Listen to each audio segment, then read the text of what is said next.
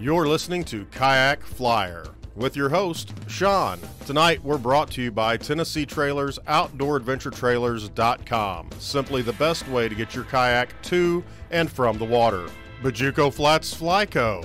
Simply the best custom-made fly rods on the market, always built to order just the way you want it. Find Bajuco Flats Fly Co. on Instagram and Facebook. StoneflyNets.com, made 100% in the great state of Arkansas with your choice of woods or burls. Stonefly nets can even be customized for that favorite fisher person in your life. Check out StoneflyNets.com for details. CutthroatFurledLeaders.com, the only leaders that I fish with. Cutthroat Furled Leaders are excellent for saltwater, freshwater, trout, bass, you name it, you can catch it with a Cutthroat Furled Leader. Head to CutthroatFurledLeaders.com, promo code KAYAK to save 15%.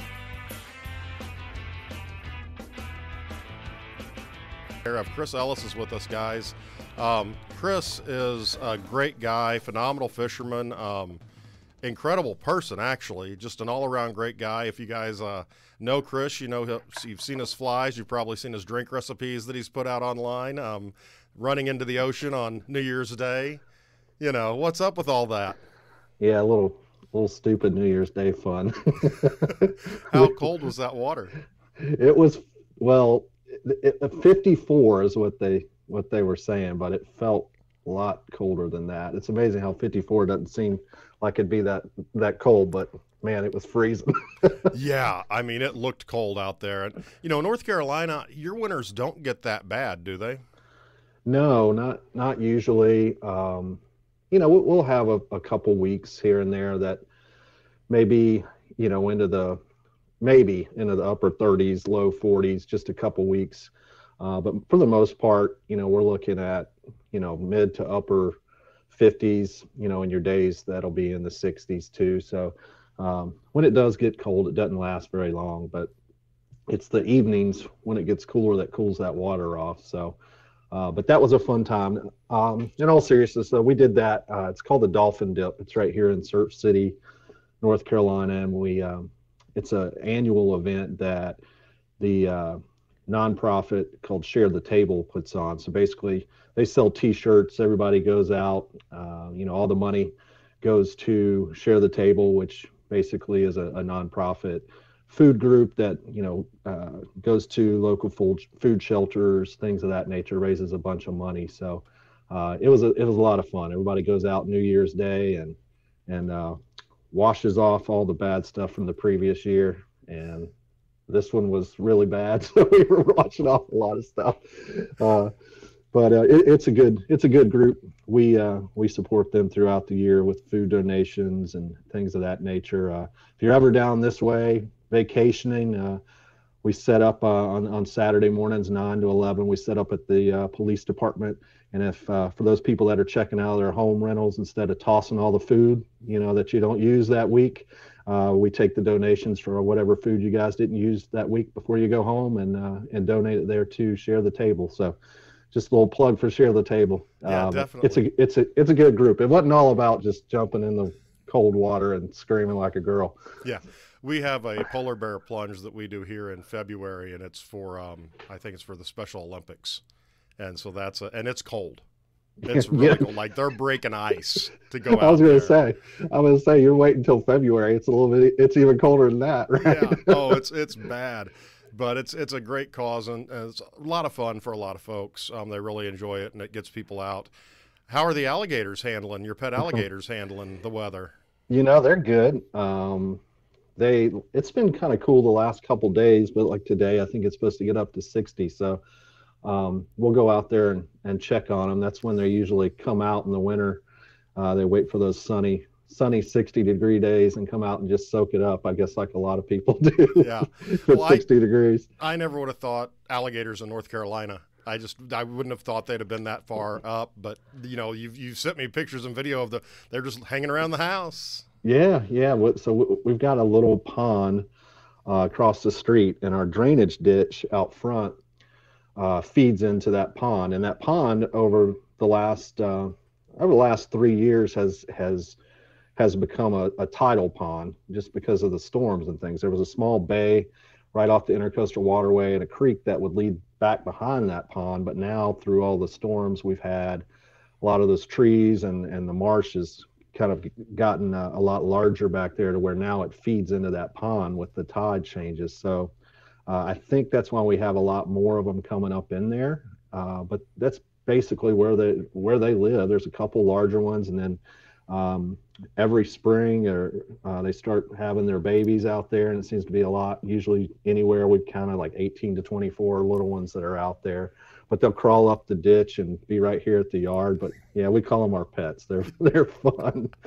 And that tidal pond, you guys have been catching some interesting fish out of it. Dude, that's been really fun and kind of crazy actually, because my son will go out there, I'll go out there, and we'll fly fish for bass or bluegill, things like that, when we can't really get out on the saltwater. And since it's become tidal, yeah, we've caught some redfish in there.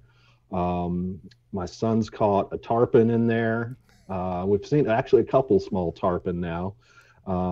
And what else was in there? Oh, and I was just cast netting for some, we were going to go flounder fishing, and we use that pond too to just cast net, mullet and manhaden and things like that. They'll come up through there.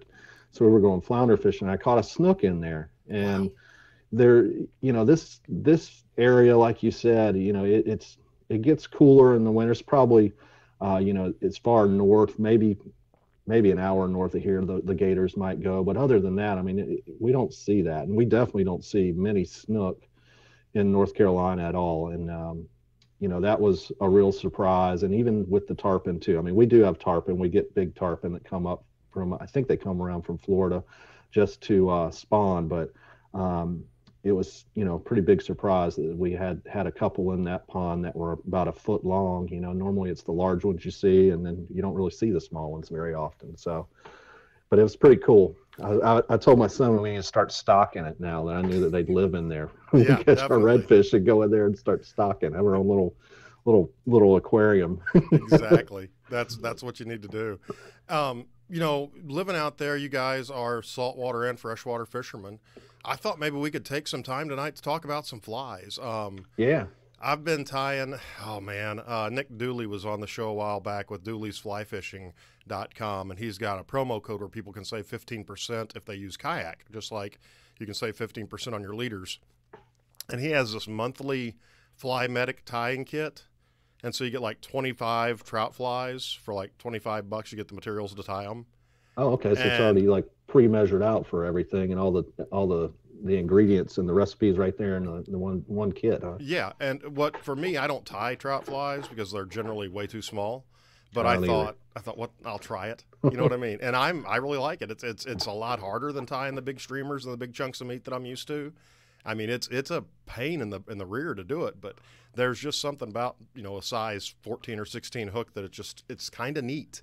But you guys are throwing big bugs. Yeah, we if I ever fish anything that small, like you said, if we're going trout fishing, which I don't do a whole lot of as far as freshwater trout, but if we do, I'm buying those flies. I don't really, I don't know how to tie them. I haven't tied any, but you're right. I've never tackled anything that small. I'll tie some of the little woolly boogers and stuff like that I guess are probably the smallest that I've tied on those, maybe like a size 10, but nothing like what you were saying. That's about it for those. And even the freshwater flies that we do tie for the pond, they're smaller, like size, I don't know, 6, size 4 little bluegill poppers, and then of course bigger bass poppers that are on size 2 hooks and things like that. But yeah, for saltwater, I guess the smallest I ever go is a size 6. I'll tie some crabs and some shrimp and little bait fish on those. During the winter, the bait fish seem to be a lot smaller, your little streamers and your minnows and things. So I'll size those down a little bit, but that's still not that small of a hook compared to those others, obviously. Oh. Well, I was sitting around the other night, and Fly Tires Dungeon, I had some stuff from them. I've got some hooks, actually. I guess I can say we're field testing hooks, so I'm sending you some as soon as the bigger hooks get in here. Sweet. But I took one of their gator tails and used a lot of the Big Clyde dubbing around the head, and then I cut the tail off and burn it with a lighter and super glued it. But I'm going to put floating on it, and I put a dumbbell eye on it, and this thing should stand up like a soft plastic. And I'm thinking for a worm pattern for largemouth bass. Oh, that'd be great. Yeah, I mean, they'll hit those Ned-rigged, soft plastics all day long. I'm thinking this is going to be, phenomenal. And so I put it on a 4-aught hook. So we'll see. That should be you're going for the big bass. They got big mouths, that'll fit just fine.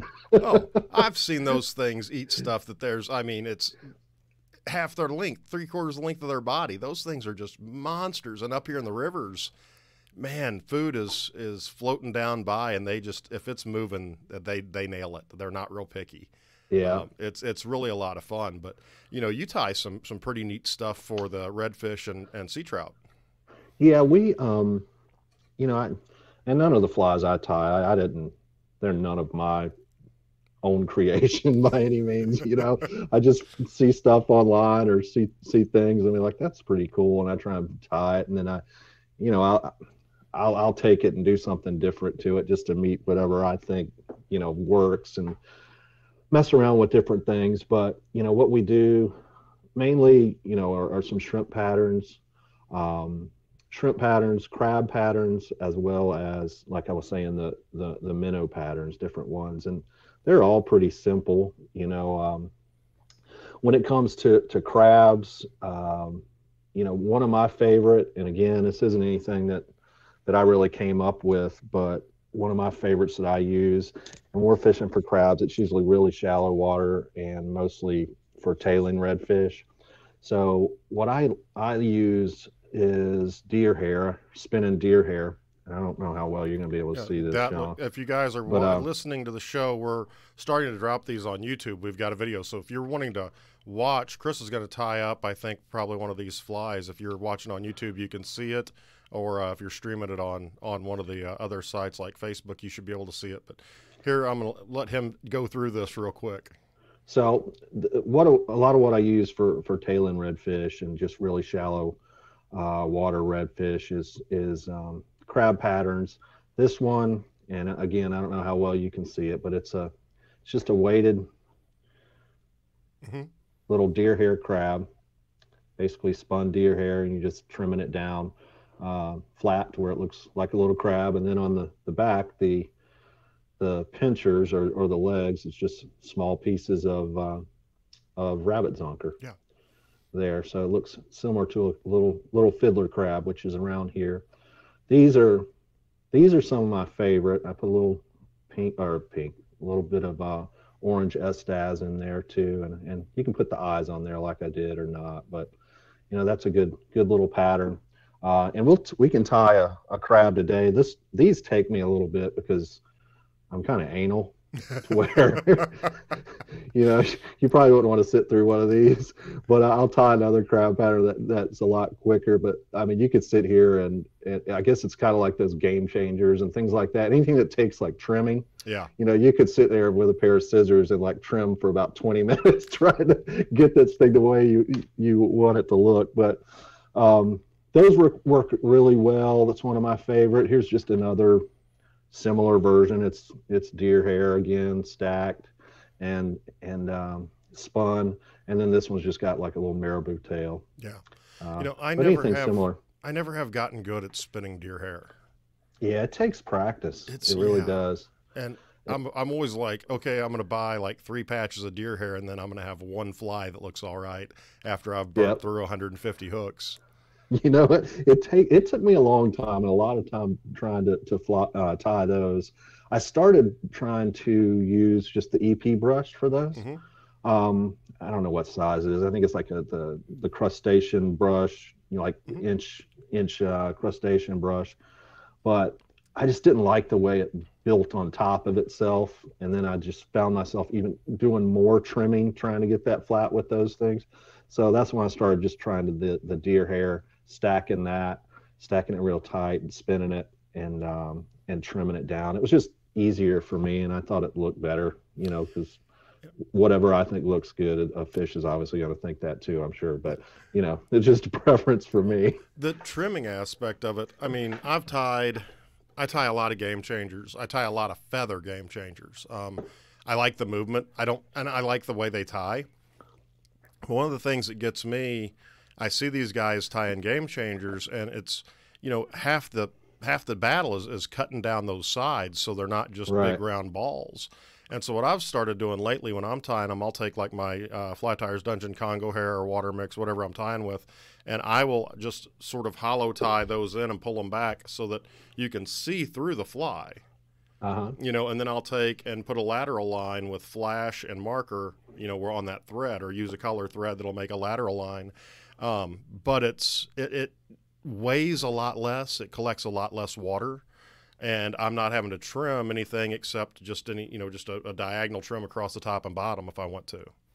Yeah, I think that's good. And I always thought, and even, when you got back into fly tying and you and I were throwing some things back and forward with it, I always have been in the thought that less material is better anyway. Mm-hmm. Especially when it comes to bait fish and things like that, because they really are translucent in a lot of cases, the smaller bait fish. And when you start building a lot of body on those things, again, they can get real heavy. Like you said, they'll soak up the water. It's like tossing a mop, or something like that.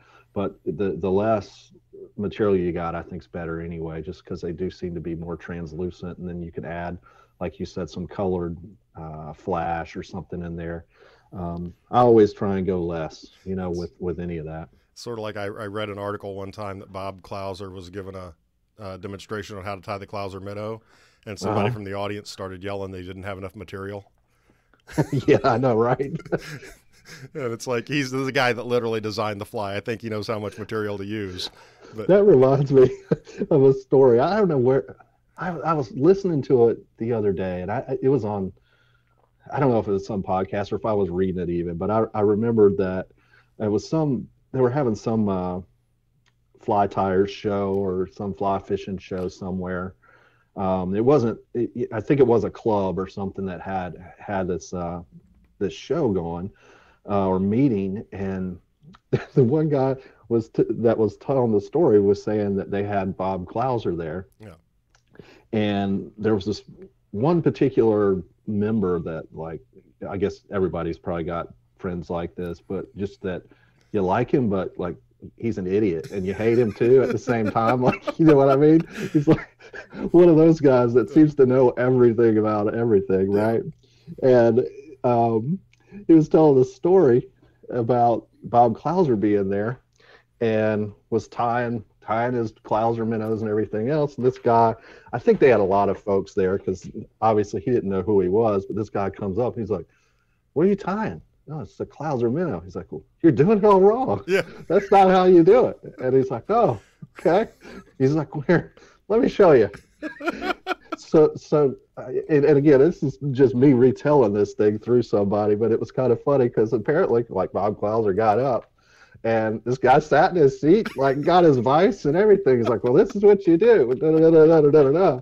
And like, Bob Clouser was nice the whole time. Like, "Oh, really?" He's like, "I didn't know that." This and that. And all these people are dying laughing. And whoever this joker is that's sitting in his chair is like eating it up. He was like, "Yeah," they're just thinking he's laughing at him, telling this guy, like, "Yeah." And then by the end, he had to just tell him who he was. He's like, "Well, that was pretty good. I might take that into consideration, when I do my next book." Something like that. But he sits down in his chair, tied on his vice and everything. And there are people like that out there that it just blows me away. I know the woolly bugger. I mean, how easy is a woolly bugger to tie?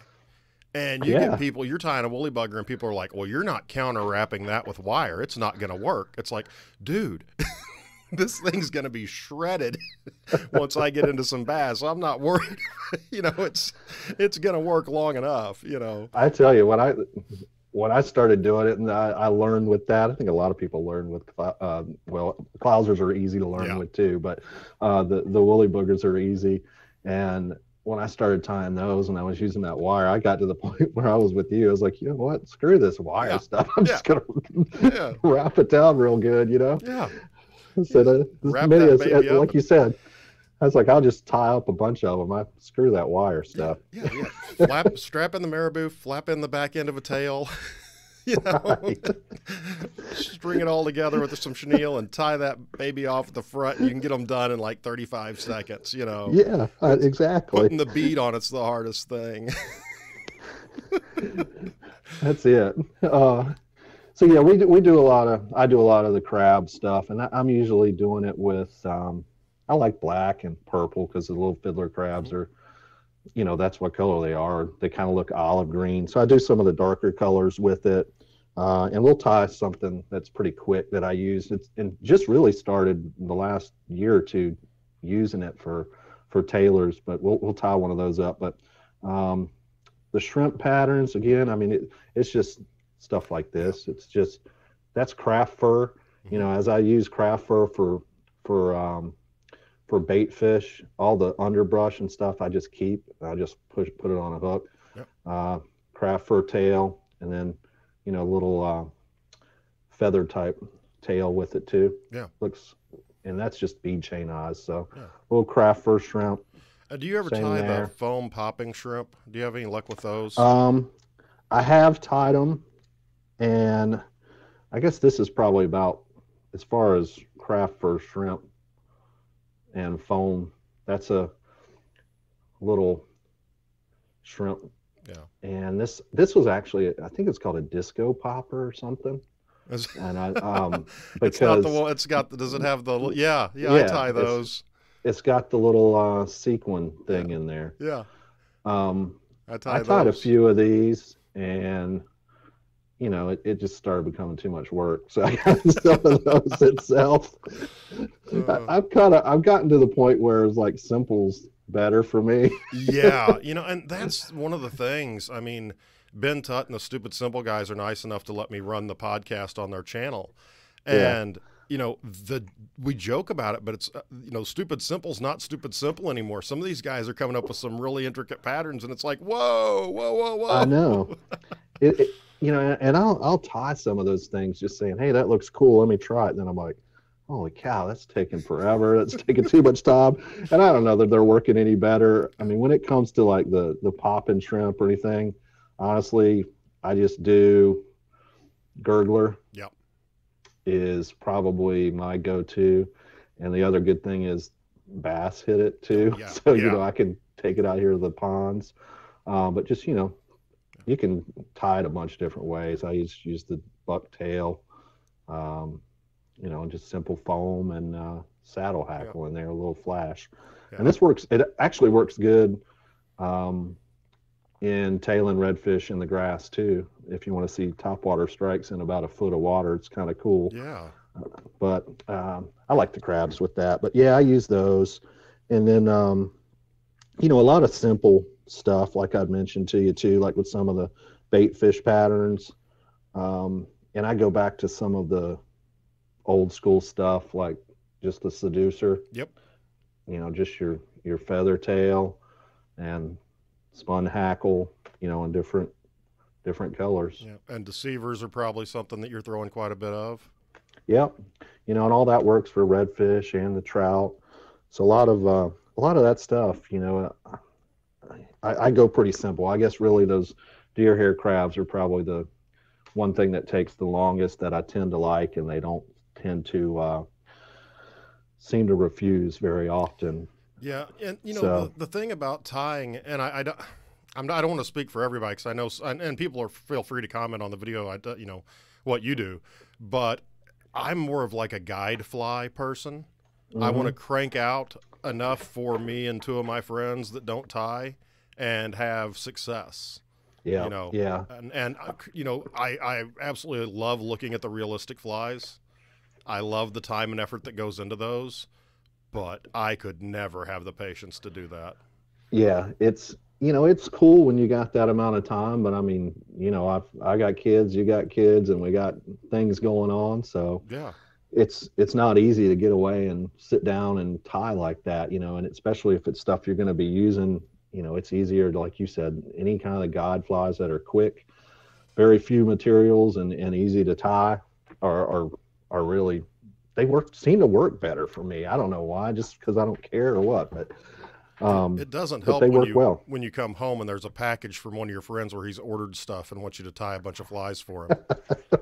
Hey, it's all good when there's packages, though. I've got 36 spoon flies I've got to tie this week. Holy cow! Yeah, you can guess who ordered those. Yeah, exactly. What's he doing these days? Just He's being a bum yesterday is what he was doing, watching football all weekend. uh-huh. So, but Todd's down in Florida right now fishing, and I think Grant's going to go down. He was talking about going down there. I'm not sure if he's going to make it or not, but I tell you what, they were down there, and I didn't get to go because changing jobs, but they were in Homa. Was it Homa they were in? Anyway, they were in Louisiana. yeah, right when that hurricane came through, and so they had to go to Florida. Like the guy from the bed and breakfast is like, yeah, you can't stay here anymore. It's going to be underwater, or not, or the Airbnb. The Airbnb. He's like, Right. you're going to be underwater. You guys have to leave. And so they Oh, wound up man. going down to Florida. But That's probably best. yeah, but I think it was a really rough fishing trip because they had booked it and it looked like the weather was going to be good, and then they got there and like, well, the hurricane might hit here, it might not hit here, and then it was like, yeah, so they got like one day of fishing in, and then the weather went to crap and they had to drive on to somewhere else. But Oh, that's the worst. and that is the hard thing when you're planning a trip.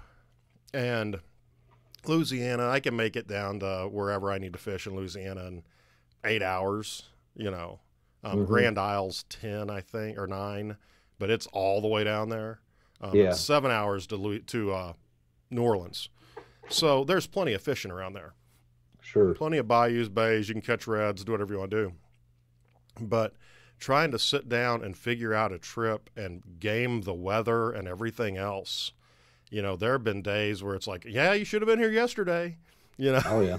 And it's That's right. and it's like I don't understand it. I don't know. I mean, you can't predict what the weather's going to be like, but when you're going on a big trip like that, you really got to do your homework on when the best times of year are to go. Yeah. Yeah. And fortunately, a lot of places that in Louisiana the same. I mean, I haven't fished down there. I'd love to. And to be honest, from what I've seen, for what I do with fly fishing and I love sight fishing, that winter is great there too. For large redfish, and I mean, I think year round's great, but winter's good.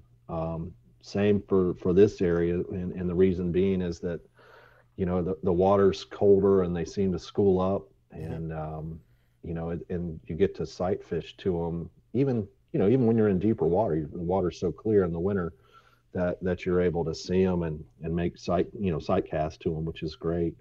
You also get different fish down there in the wintertime. You get a lot of different fish. So like sheep's head and different things will come in and out with the seasons, depending on what kind of water temperature they like. So you can go and go in July and go in December and have two totally different fishing experiences. Yeah, exactly. Of course, you don't want to be fishing in July down there. Yeah, I know, for heat and like you said, I mean, hopefully you can stay away from those late summer months. In the September and October, that's when it seems to be more storms churning up. Mm-hmm. Same around here. I mean, knock on wood, we were lucky this last year not to really have anything big, and haven't for a couple years. But it's part of just being in that area itself. So, but if I were to make the plans, I'd stay out of there from, like you said, July, August, September, and even maybe the early part of October. Yeah, I'm thinking January and February of next year will probably be when I wind up going down, just because of the difference. I've been down there in late October quite a bit. I like fishing down there in late October, but it's still hot. Mm-hmm. November, December can be good, but I'm thinking January, February, I'll be cold enough up here. I'll be ready to be in the sun somewhere else. That's right. You guys still have to make it out here. Yeah, that's one of the things we talked about trying to do this summer, because I'll be unemployed all summer long. So yeah, so even better. Yeah. That's our prime tail and redfish time is through the spring, summer, and early fall, probably late October is probably when we stop seeing them as much up in the grass, just because the water's starting to cool down a little bit more. But through the summer and late summer or late spring, summer, and late summer is good. Early fall for the tailors, which is cool, because you don't get that everywhere, which is kind of a neat thing. Yeah. I guess that's one thing we got over Louisiana. You don't see it a whole lot down there as far as flood tides and things like that. Yeah. So, what about, have you been seeing more kayaks out there lately? yeah, I started kayak fishing. It's probably been, I don't know, easily, it's probably 15 years ago that I started, and got my Hobies and started doing it. And you didn't see it that often then, as far as people out here and there, you would. But then it really, after probably maybe 10 years ago, something like that, it really started to catch on and get pretty popular with folks. But it's really ballooned in popularity, around the area, to the point where we'd always had some, paddle shops and things like that on the water in certain areas. But, we've seen a lot more of those pop up too, with people not only selling kayaks and things like that, but just doing fishing tours and things. And that's kind of how I got started with it. It's just doing some guided fishing tours and stuff through a kayak shop. But there's a lot more of them now.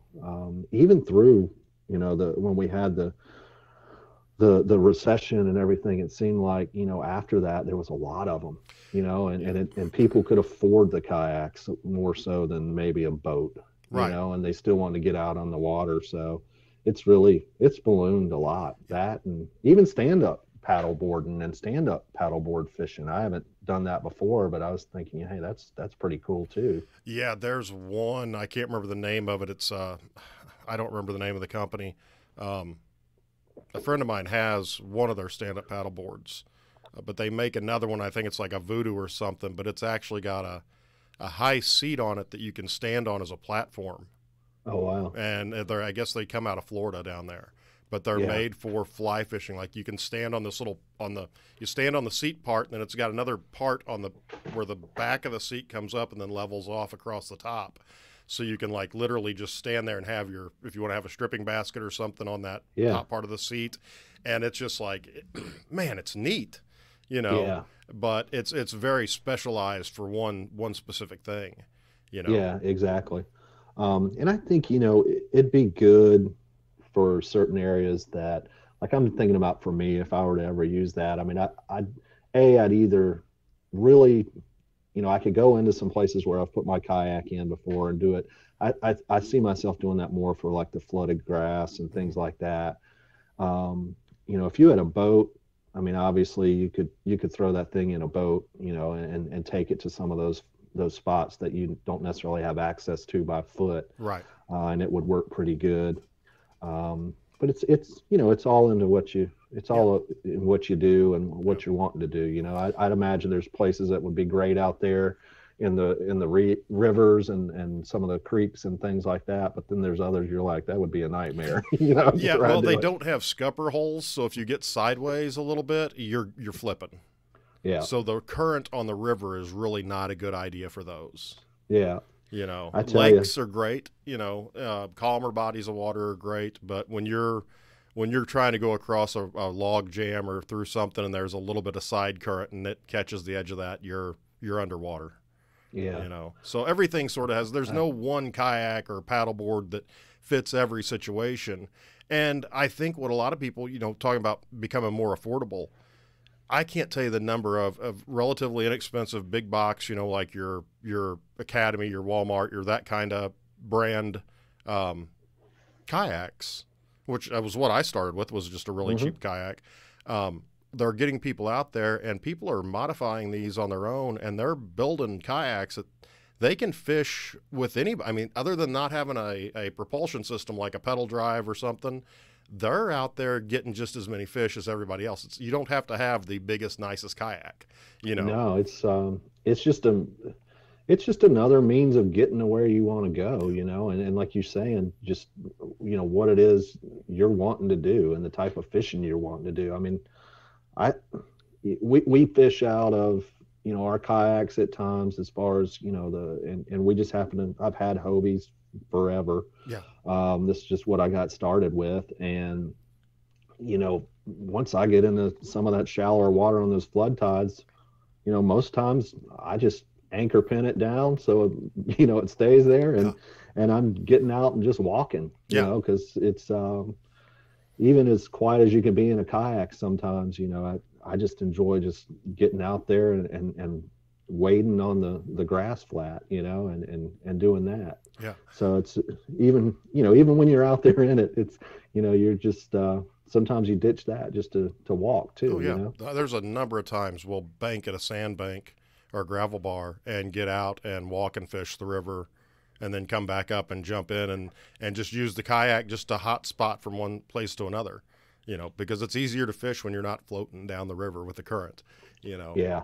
But that's something else too that I need to do. I need to get back out there and do some fishing. It's been years since, you need to I come was living down out here. there. You need to come back here, and we'll go down to Spring River, Arkansas, and put you on some of those 25-inch rainbows.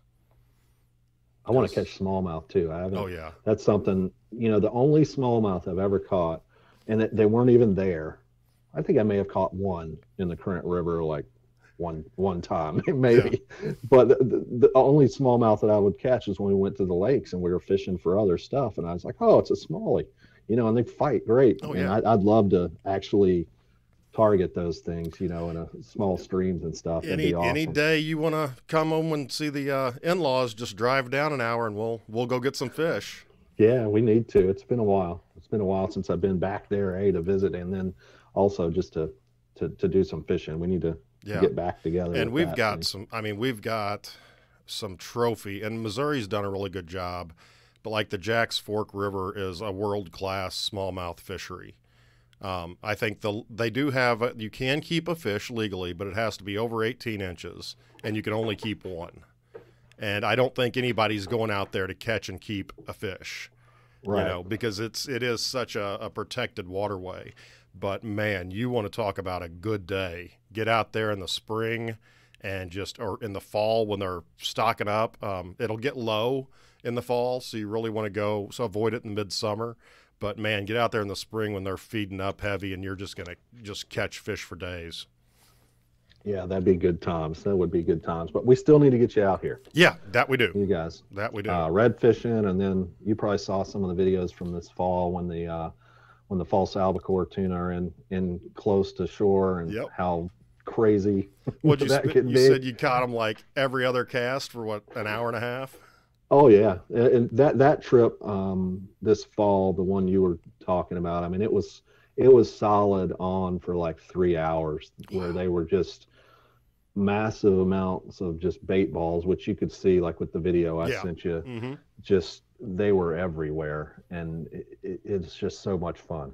I mean, it was a good time. But normally you'll come across those pods of bait like that, and you'll get shots, and a lot of times they're up and down. But like for whatever reason that day, it was one just huge pod of bait. I mean, like yards and yards, 50 yards worth of bait balls, and they were just going crazy everywhere to where it was nuts, but it was fun. And we're using a 10 weight for that? That day, I brought my 10 weight, but I usually start out with the 8 weight, and go from there. And depending on the size of the fish, I mean, if the bigger ones, you want a 10 weight. But that day I just had the 8 and started out with it. And most of the fish, we were perfectly fine with the 8 weight. They were fish, probably anywhere from 5 to 10 pounds, a lot of them, which is not bad for the 8 weight. Right. It's fun, it still gives you a great fight. And they would have been fine with the 10 weight, but we caught a couple that were between 15 to, I don't know that they were 20 pounds yet, but they were over 15, 16, 17. And those are the ones that are pushing, where I was like, okay, I wish I would have had this one on the 10 weight. Please don't snap. Please don't snap.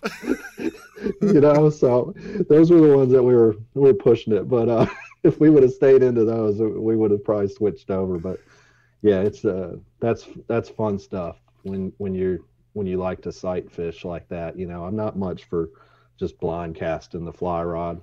My arms can't take it anymore. Yeah, I always get asked, isn't, fly fishing, that sounds like a lot of work. You're out there swinging your arm all day. It's like, well, depending on what you're doing, it can wear you out.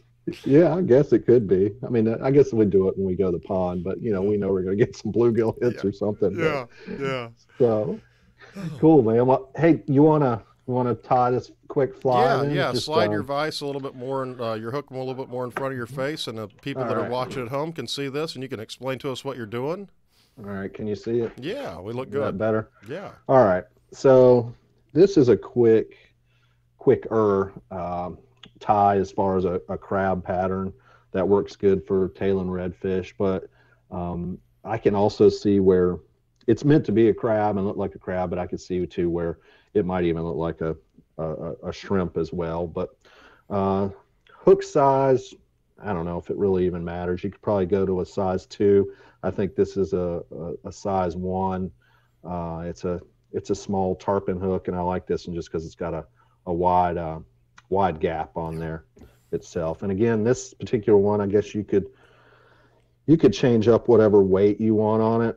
I use the small, teeny little bead chain eyes or a small lead eye just to get it down. And with this one, I'm usually fishing less than a foot of water for tailing redfish. Yeah, so it doesn't need to drop real fast. No, it can just drift down through there. It doesn't at all. Doesn't need to drop real fast at all. But you can use whatever color thread you want. I like the blue. First thing, put your eyes on. And again, this is just for weight, so I'm just using little bead chain eyes, little cross wraps. Is there a particular type of thread that you prefer with these saltwater flies? Is there one you think maybe lasts a little bit longer? I usually use the heavier size. I use the ultra thread. Yeah, it's 210, and I'll also use the 140. But I'm not real good. Like we said about the small flies, like with the trout flies, I don't know how much I would break thread trying to tie those things too. Because I'm pretty rough when I tie with things. I just strap it on. Yeah. I've got some uni thread in Big Bug, and then I found some that was I don't know, it's like half the denier weight of what the other one was, and I was tying stuff with it, and I'm like, snap, snap, snap, snap. And it's not only does the tension I put on it, but I'll hit the hook. I don't know how many times and just like snap it. So I use the heavy stuff. Yeah. Yeah, that's what I use. But man, I tell you what, if you get on some of these forums, thread, woo, you want to start a fight. Tell somebody your favorite thread. Yeah, I'm not. That's why I don't ever comment on stuff, because it's like whatever works for you, whatever works for me, it doesn't matter. Everything that we've got with the internet, being able to watch videos and learn how to tie flies, and you don't have to have a complete library of $35 books that you're picking through one at a time, and being able to ask people, then for all the good it does. Yeah, when I first started tying, I'd try those. Once I really gotten to where I felt pretty good about what I was tying, I'd try a lot of those really hard patterns and really intricate patterns. But like you said, if you're using them, it's like you don't need to put that much time in it, and you don't have it. That's when I start just going to simple stuff, you know? Oh, yeah, I agree. Those guide flies, if you're a new tyer, I would definitely suggest checking out the Dooley's Medic Kit for beginner tyers, because that's basically what you're going to get. You're either going to get bass flies or trout flies, basically. And I think it's a dozen bass and 2 dozen trout, depending on what it is. But a great way for somebody to learn without having to buy a bunch of stuff, and to learn how to make guide flies, because that's the basic box. There's for more advanced tyers, he's got another one if you want more advanced stuff. But man, I'm telling you what, I don't think you really need to get that advanced on a lot of them. Yeah, not if you're using them to fish with, you know, and a lot of people like them, but I'm basic, you Yeah. know. You'll see this. Um, One thing I did put on there just now was just some orange crystal Estas, you know, in like the medium Yeah. size. And what I think this is supposed to look like is maybe like an egg sac of Okay. some sort. And I use this a lot with my shrimp flies and crab flies for whatever reason. And I don't know if it makes a difference, but you know, I like using the orange on there because it does look like the little crab egg sac, or you know, a shrimp's egg sac that you'll see a lot of times. And I think it just stands out too, makes the fly stand out. You know, But about, you know, 2, 3, 4 wraps. Like I said, I don't count wraps either, so I don't know. I could have put I could have put 4 wraps, 5 wraps on there. I don't know. but I think, you know, adding that to it, it's for you, it helps with confidence. You're more confident Hmm. about the fly because you like it like that. Yep, You know, exactly. I think that goes a And long way if you're confident in a fly. that's right. And that's why I go to the time to do those things. Yeah. I'm confident in it. Um, you know, and I super glue the heck out of them because I don't want to keep having to tie more because they take so long. But you know, these are easy ones. This is a good tail and redfish fly. This one too, that little Estas or egg sac that's there, it's also there. You know, it has a purpose too. It's building up a little knot there too. Right. Okay, and you'll see in the next step, which is the tail. I say tail, it's going to look like a tail, but it's actually supposed to be the claw for this pattern. I just use craft fur, Hmm. the extra select stuff, just because it's longer. Yeah. And And craft taken, fur is people. That's really underrated. People don't realize how much stuff you can do with that. oh my gosh, yeah. And I told you, it's like you could do so much with it, and it's cheap. You know, it's Yeah. easy to come by. Um, it's great stuff. Yeah, I know. I tie. I mean, I'm sitting here thinking there's at least 7 or 8 flies that I tie on a regular basis that are craft fur. Mm-hmm. You know, I mean, just for body, for weight, the way it moves, it just looks really good. Yeah. So I get, I don't know, something that big, roughly, Yeah. right? And all the under stuff, you know, the fluff that's down near the bottom of it, You just don't have one of those pluck that out. fancy anti-static brushes or combs, do you? Mm-mm. I got one of these. 2 fingers, that's all you need. Yeah, and then something. I actually found this in my wife's Yeah. part of the bathroom. I think it's for eyebrows or something like that, and I stole it from her. And that'll work too. It's like you just do that. Does she, So does yeah, she I know got. it's gone, or did you sneak it back in there after you get done? I think she knows it's gone. She bought a new one. So Oh, I went a little bit too small on that. But like I said, it's I usually go pretty light with my materials, and if you got to add more to it, go ahead and do that. you know you've And run into a fly fisherman when you see a lone single guy at Hobby Lobby or in the makeup department. It's like, what are you tying? whatever, that's true, because whatever, it's amazing. Like you can kind of tell when guys are in there and they're like, "Oh, you're looking for what you can turn into fly tying materials, Yeah. aren't you?" Like, yeah, how'd you know? How'd Well, you- I'm there. I'm right there with you. Yeah, exactly. You know, and they're getting foam by the sheet, you know. Right? Exactly. That's exactly right. You mentioned like all the stuff you can do with craft fur too. I save all this stuff, you know, the underbrush, under fur stuff that I just plucked out. I save that because again, it works good to just use it kind of as a dubbing, Yeah. you know, and wrap. That's what I use to make my little shrimp, like the heads in there. Mhm. Lash that on there, trim it out. So I save that stuff. I just put it in a little baggie too. Okay. Yeah. So craft fur, and normally, like if you're making a tail for like a bait fish, you're you're on top of the hook like this, Right. right? I've got my bead chain eyes on there, so it's going to ride this way. Hook point All up, right, yeah. hook point up. And this is a grass fly that we use for tailors. And instead of putting it on this side, I'm putting it on this side. Yeah. And the reason I'm doing that, and I'm going to put it right up against that S-Staz that I've had on there. And that'll almost camouflage that hook a little bit too, won't it? Mm-hmm. Yep. With it being tied into the bottom of the hook, but it's actually on the top of the fly, but the bottom of the hook. And You're right. So it's gonna look really nice. Now, do you bar those with a Sharpie when you get done? You can, especially if you're going for like a shrimp look. This particular one I do as a little crab for the tailors. And what I do is just what you were saying. Take the end. Oh, and you're just going to color it light blue.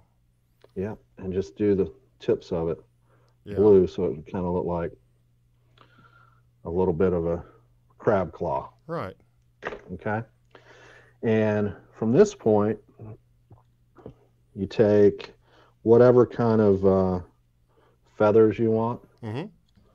I like to use a lot of just natural colors with things. Yeah. You know, with a lot of my feathers and the craft fur. You know, I don't use a whole lot of crazy colors. You know, I try and keep things pretty natural. Whites, tans, things like that. Same White, with a lot tan, of my feathers. black. Yeah. That's. Yeah. You know, a lot of the stuff I do, I just keep pretty plain. And that's a pretty interesting concept, because I know I read an article the other day, I think it was on Gink and Gasoline, and I may have mentioned it on the podcast, or I may have mentioned it on Essential Outdoorsman, but the article was basically saying bass really don't see that many different colors, and freshwater trout don't see nearly as much as we think either. So Right. they're like, you know, you can use a light purple or a light pink, and it doesn't matter, because they're just going to see a shade, you know, that shade of color. Sort of like a black and white photograph, but with just a little bit of hint of color to it. And I think some of us get all weirded out. Oh, that just went funky. Yeah, that did. There we go. Sorry. Oh, that's all right. I think we get a little weirded out sometimes about having to have 55 different colors or shades of this or that, and I don't think that's really necessary all the time. And it can be a lot for a new fly tyer to try and figure out what they need to have, you know. Exactly. Keeping it simple is the best thing in my eyes. Yeah. And here, this is this hackle. I'm just going to basically be palmering that hackle on there at this point. And again, it doesn't have to be pretty. Just let the hackle do its thing. Yeah. So, yeah, just palmering up the body there just to give it a little bit of a roundish body, like a crab would have. Taking that up to the front. And lashing that one down. Yeah. I mean, And you know, this is if anybody's watching this, I mean, this is a really simple fly, you know, but you have great confidence and you get great results. And I don't think we can ask too much for a fly than that. A quick, easy one to tie, a few materials. What I have: thread, the S-Staz, craft fur, and some hackle feathers. Yep. And normally I'll put just a hard mono weed guard on the front. Yep. You can if you want. I mean, where I'm fishing in the grass, I mean, you're going to want one on there. I usually use like a 40-pound, just because it's tough. Yeah, and see, I don't put a lot of weed guards on, because where I'm fishing, there's rocks, but rocks on the occasional log, but it's not. If you're doing them hook point up, you're pretty safe around here. Yep. So this is going to be riding the hook point up, like you said, and this is, as you can see, it could look like a shrimp, but it's really made to be a crab fly. And then what I'll do, just on those bottom pieces that are there, I take that and just trim it flat. Trim it flat, yeah, so it sits down on the bottom. On the bottom, so it sits. take my wife's like eyebrow thingy. And just tease out that craft fur Tease and feathers. Tease out the feathers. And there you have it. Yeah. Little crab pattern. Yeah. And that's a If great, you can even see it. yeah, we can see it. That's a great little fly. If you're going to go fishing and you're going to go to the saltwater for the first time and you want to tie up some flies, that's an easy one. You can tie up a dozen of them. Yep. I mean, that's just a perfect little way to go and try it out and see if you like it. Because one of the things I do, and, Grant will have me, obviously he and Todd will have me do it, but, they'll find 2 or 3 saltwater patterns and they're like, hey, tie these up before we go on our trip, And so then when we get down there, we've got flies that we've never fished before, Yeah. And so we're going to try these out. And so we've gotten a pretty decent collection of saltwater flies now that we tie. But it's just that, hey, I'm going on a trip. I'm going to try and tie up a couple of new flies. And that's always a lot of fun. And these are, like I said, super simple. You could, just like you said at the beginning, and, I want it to stand up. I want that craft fur to stand up like that, because when it's sitting, it's supposed to look like a little claw. And then, of course, whenever you're fishing for redfish, you're casting and with tailors, you're wanting to intercept that fish coming to you. So you never want to have it coming right at them. You want it to you want them to see it coming at them. And then as this thing goes away, it's supposed to look like a little fleeing crab. Yeah. Okay. Same thing that you mentioned earlier with barring that craft fur. Instead of putting that blue on the end and just putting your bars on there with a brown Sharpie, that thing's going to look just like a shrimp too. It's going to flip from one to the other really easy. And I don't know if they could tell the difference, but obviously it's going to work for both of them. It's a good quick tie. Didn't take any time. Pretty easy. Small amount of materials and it works. Yeah. So perfect guide fly. Thing. A perfect guide fly. It's just absolutely phenomenal. So I'm sure you'll get some comments whenever we drop the video.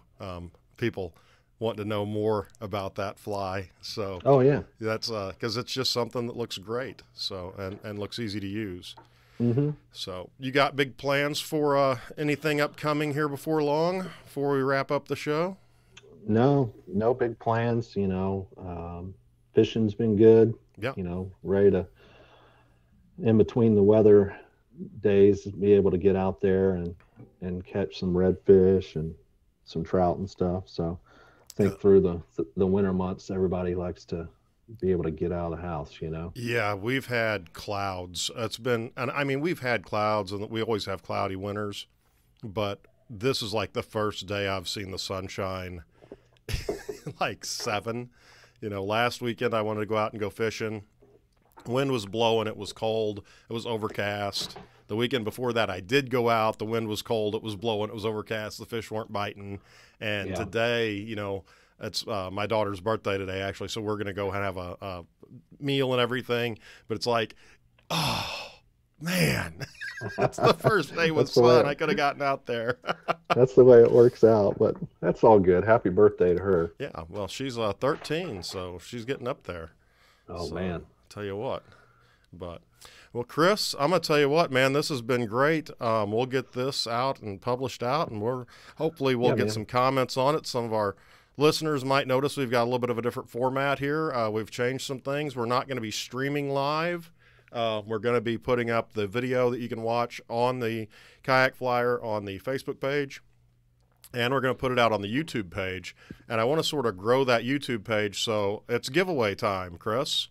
All right. What are you giving me? I'm going to give you one too. I'll give you one too. You're getting a whole bunch of stuff here before too long. As soon as the mail shows up, I'm going to give away a couple of cutthroat leaders. So awesome. What I want you to do, if you're watching this on YouTube, or if you want to email me, kayakflyerpodcast@gmail.com, and put the title Guide Fly in there and tell me what your favorite guide fly is.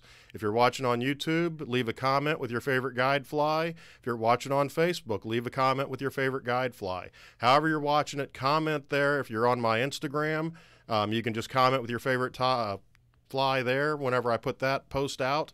But yeah, I think we'll give away a couple of leaders this week, and so everybody can get out there and try some cutthroat frilled leaders. Yeah, those are awesome. And guys, don't just think too. For the longest time, I thought, those were just freshwater leaders, and I've tried those for saltwater. I was like, hey, Sean, those things are great. The big one, the big bug, I think is what that was called. But they work great for saltwater too. I've been using those now, I guess, when you turned them on to me, a couple years ago now. Yeah, so, I started using them way before the podcast and really liked them. And they've last year I fished a lot with the sinking leader. So what I was doing was I was going to the trout pond and tying on I guess it was a fob. It's a fat bottom blob fly. And so it's got a jelly type chenille around a piece of foam, and it floats. But when you put that sinking leader on it, you can adjust your tippet length. So you can then set it to however deep you want by adjusting your tippet length. Oh, and so cool. it lays on the bottom and then it floats up. And I was getting massive trout strikes off that thing. It just looks like a little egg or a little piece of corn, depending on what color you tie it. Really, but it's down there. It's not on the bottom. It floats up, and those sinking leaders really changed the game last year for my trout fishing. Yeah, the sinking leaders can really make a difference. Yeah. I know that use them quite often here for fishing for speckled trout, in deeper water to get that fly down there, whatever you're using. And it's a lot easier. Redfish too. A lot easier to buy a $15 sinking leader than it is to buy full sink line.